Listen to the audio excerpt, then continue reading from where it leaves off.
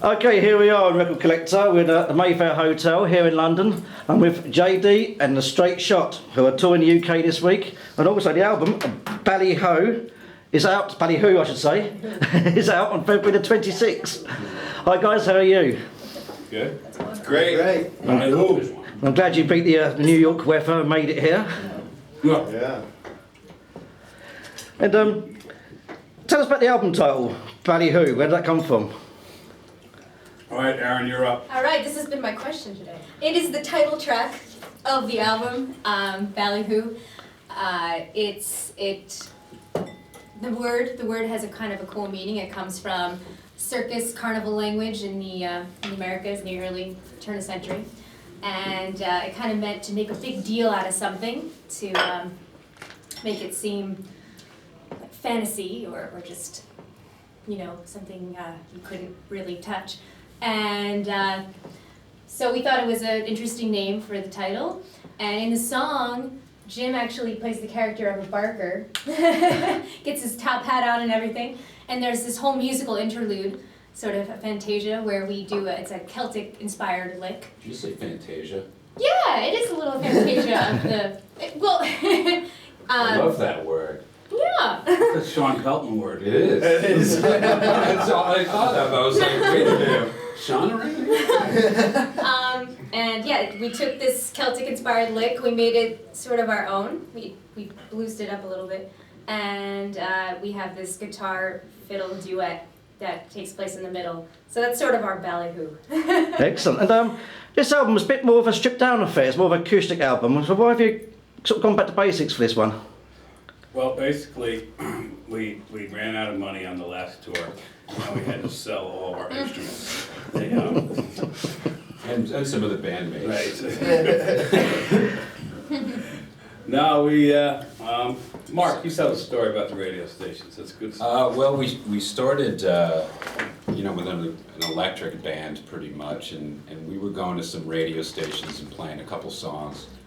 And the radio stations are small and it's acoustic, and Aidan, Aaron, myself, and Jim, we'd show up and play a couple tunes, and we were so fulfilled and just loved it so much. We'd get to the gig with the band and kind of look at each other like, oh man, that radio show, that was so fun playing this stuff acoustically, and it just kind of became a thing for us over a couple of months where we'd really look forward to the acoustic versions. I think the songs are better but even the ones that we wrote for electric are better in acoustic.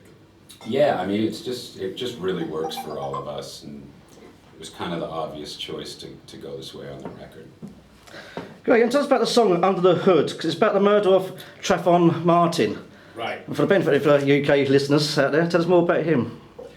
Well, I mean, if you know what the story was there, I mean, it's a horrible story. It's this young man that was walking home from going to the convenience store. He had gotten himself some candy and soda, and he had on a hoodie. And the neighborhood that he lived in, that he walked through, there had been a couple of robberies, and the perpetrators had been identified as men with hoods on. And so there was a neighborhood watch guy who took it upon himself, decided that this was one of those guys, and nothing other than really than that he had his hood on. Maybe that he was black, can't say. But he confronted him and tried to stop him. Even after the police, he contacted the police first. The police told him, "Okay, we got it. You stay in your car, right? Don't get out, right? And we'll come and investigate." He didn't pay any attention to that. He took his gun, went on to one of the homeowners' lawns, confronted the guy. There was a fight. Trayvon Martin was unarmed. But I gather he was winning the fight, and the guy took his gun out and shot him, dead. And he was never even really put on trial, I don't think. Was he put on trial? Mm-hmm. I don't think he I'm not was. really sure Right. how that. Because there's Really? there's a law in Florida about, called stand your ground. Oh, that's right, the standing ground. Right, and we reference it in the song. And, it was, it's just, I mean, we didn't even know it at the time when we wrote it, but I mean, it's since that time that, race relations, et cetera, in the US have gotten worse, right? Particularly between the police and the black community. And the song just goes to point out that, it's, that people just don't understand each other, and how wrong that whole incident was. And I think the song does a fairly good job of talking about it from that angle. Most definitely.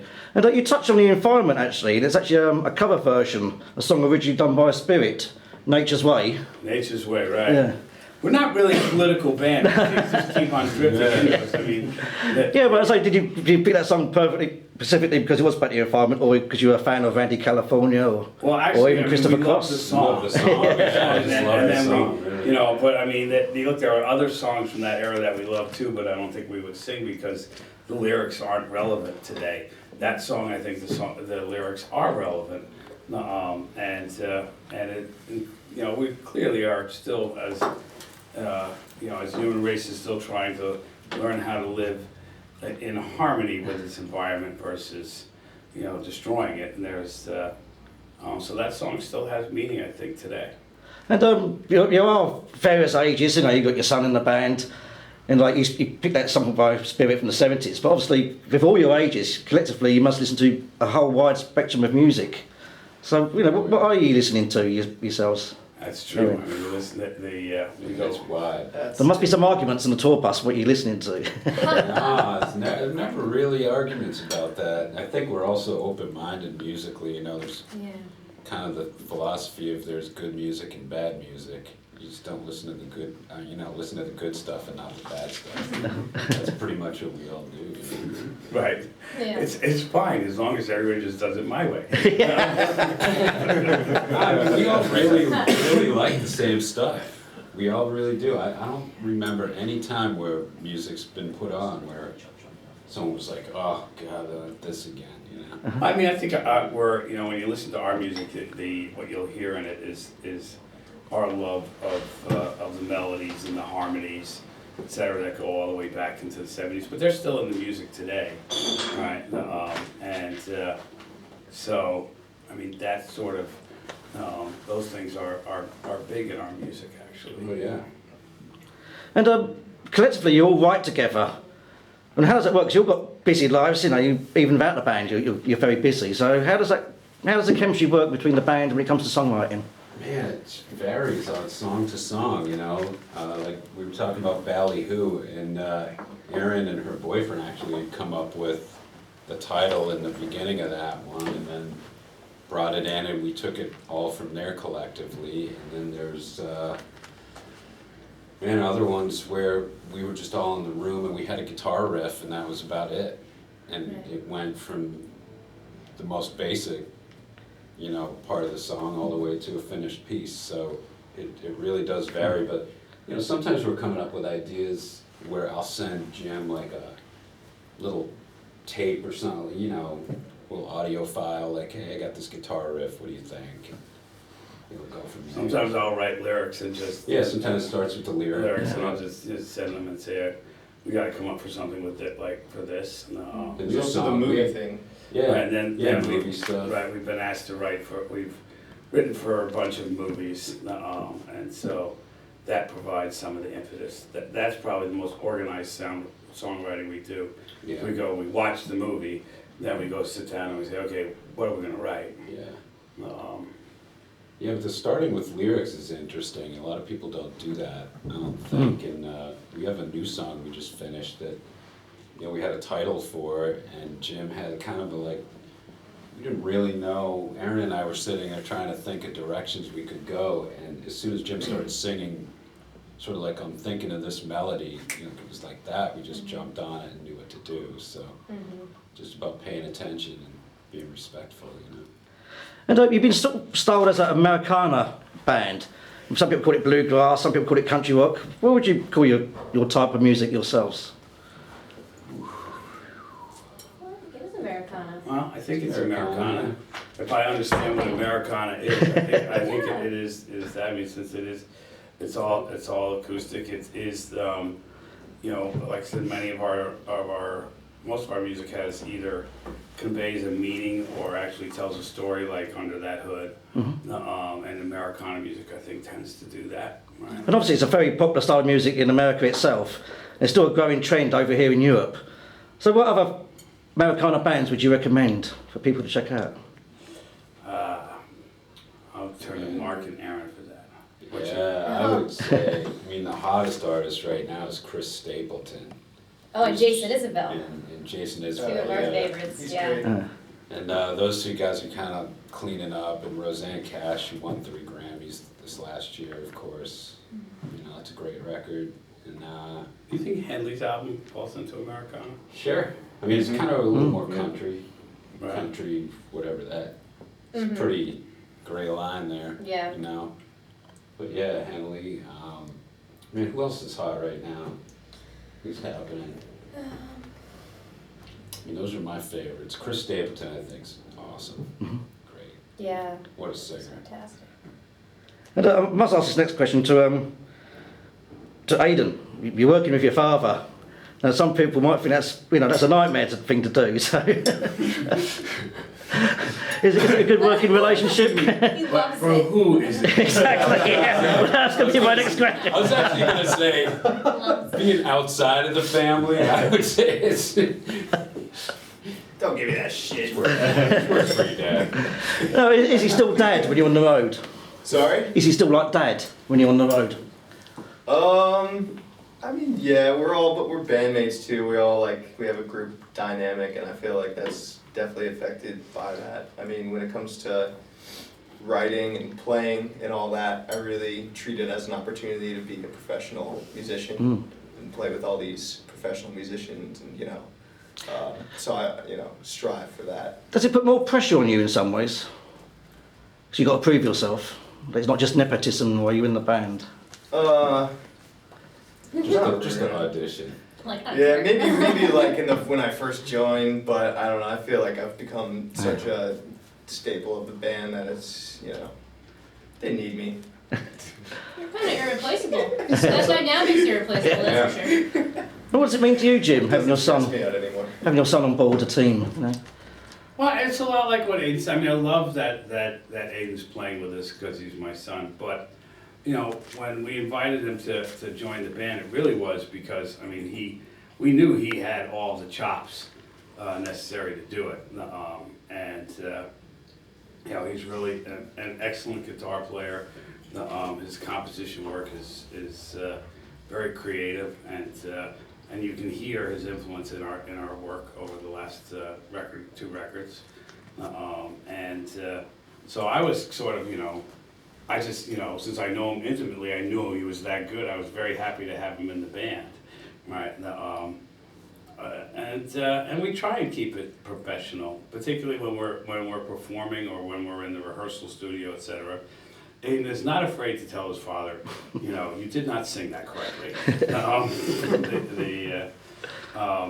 But I like that. I want to get better too. So. No, it's nice to know you have someone who's going to be completely honest about everything.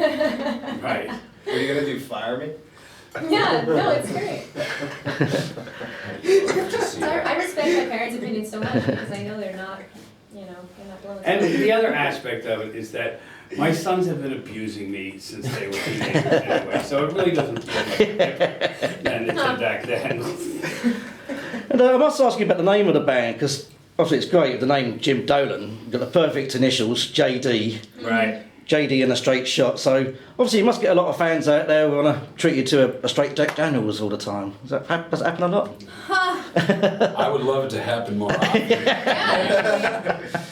You just spread That that around. sounds amazing. Shit. If anyone's watching this, I'm always willing to partake. Yeah, people never treat us. It was initially a bit of a play on words too, because I'm just finished my 22nd year of sobriety. So, Oh.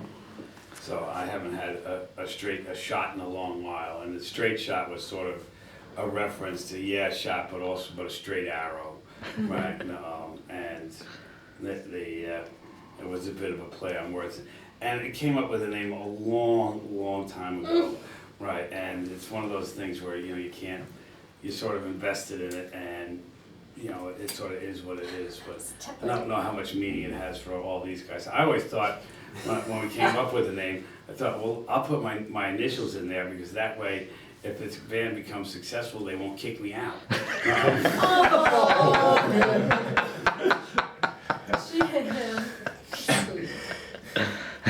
Yeah, I figured if they didn't need me, then they couldn't do that if the name of the band was JD and the Straight Shot, right? The Straight Shot's a pretty good name for Great. And I must ask you about the Eagles. Obviously, you've toured with them. Joe Walsh produced your last album. So where did the friendship with the Eagles? How far back does that stretch? About 8-10 years. You know, I actually haven't counted it. I mean, when did we do our first? You weren't, but the first thing that we did, I did a Joe Walsh tour with the old band, and it was and Joe was doing a James Gang reunion, so it was the James Gang on tour, and that had to be like 2005 or somewhere around there. Yeah. Maybe 2004. Right, and so I guess it's been longer than 8 to 10 years. Maybe it's like 12 to 15 years, somewhere in there. But I first met them at Madison Square Garden, and Joe and I immediately sort of synced up, because we're both followers of Brother Bill, and so we sort of helped each other. But then I got to know the rest of the guys, and got to know Irving. Irving, who's their manager, turned out to be one of my best friends.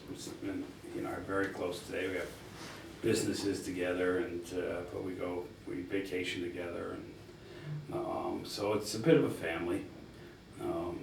And we just had a big loss. Of course, I'll get to that in a second. But just before I do, when you toured with the Eagles, what did they teach you on a professional level as a band? What did they teach you? Well, for me, I mean, I used to watch them rehearse and get ready for shows, and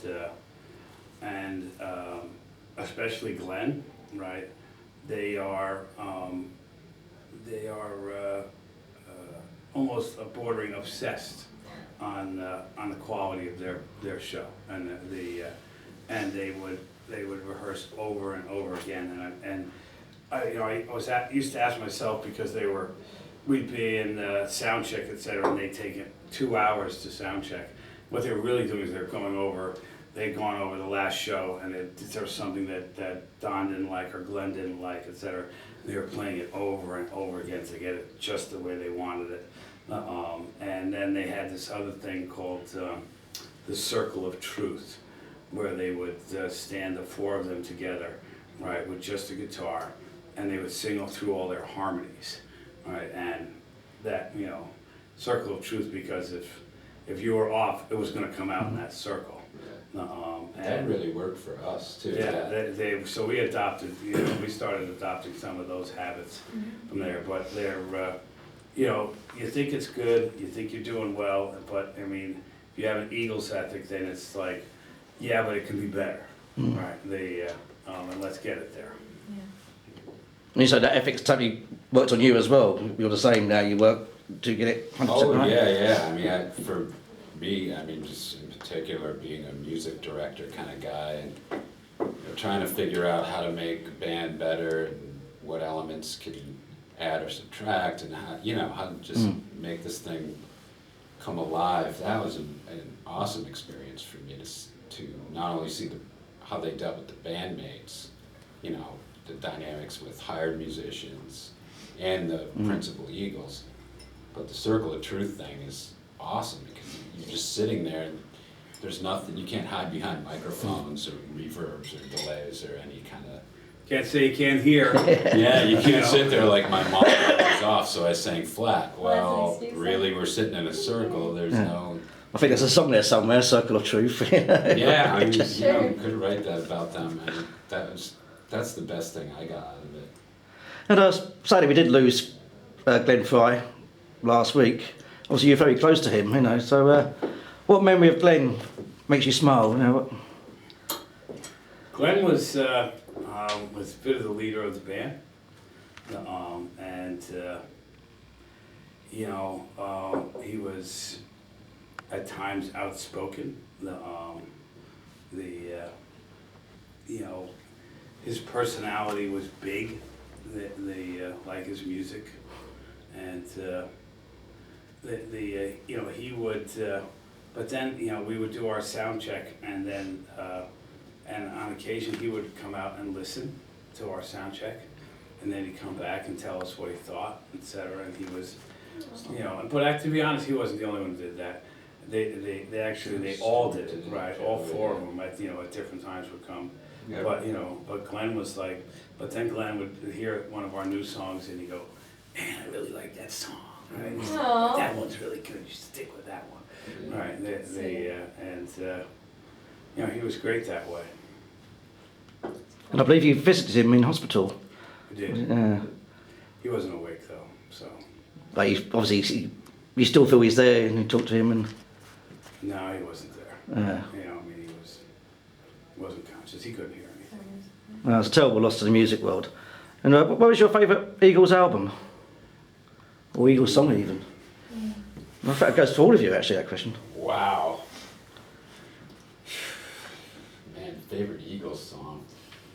That's like saying, what's your favorite Beatles song, or Yeah. Stones song, or Who song, or, Yeah, Sheesh. Hotel California. Well, On the Border. Witchy Woman. Witchy Woman's Yeah. great. Witchy Woman. I mean, speaking of I can Glenn, still, in my head, I can. Remember how they used to rehearse that one They a would lot? sound check Witchy They Woman sound and check that Peacefully one. They sound check Feeling. that one a lot, right? I know heard those songs a lot. Raven hair. yeah, That caught my ear last year when we did the shows in November. Witchy Woman. Yeah, it's just because you know So the songs groovy. and they're so pro live that it can tend to just be like, oh, it's the Eagles. We did one of those sound checks like in Boston or something, and they were rehearsing that in sound check, and I walked by the door and I was just like, what the? And I had to go in, and it was amazing. That Actually. attitude Really? in that Yeah, song it is was. just like. Well, Joe's always the wild card. Yeah. They have all this stuff really, really worked out. And Joe in that show, he's Joe Walsh, and whatever he wants to play that night, he's gonna play it.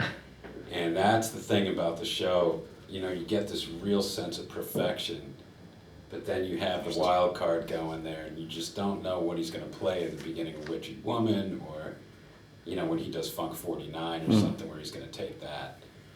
And man, every single song is great. It's amazing. I can't pick it. Yeah, he brings a lot of life to that any more show. than any other. Yeah. I I can't- always like Don. Don used to tell his story, about the song "Take It to the Limit." Right. He used to. He said that speaking about his ex-wife, like who he would name on stage. He'd say, "My ex-wife, plaintiff."